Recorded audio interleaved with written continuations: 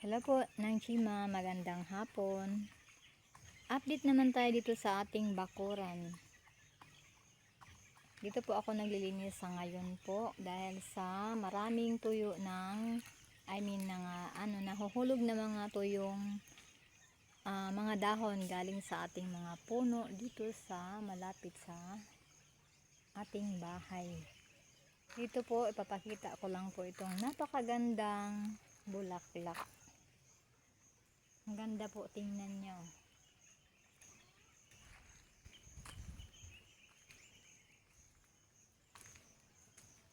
Iba't ibang kulay ng ating bougainvillea.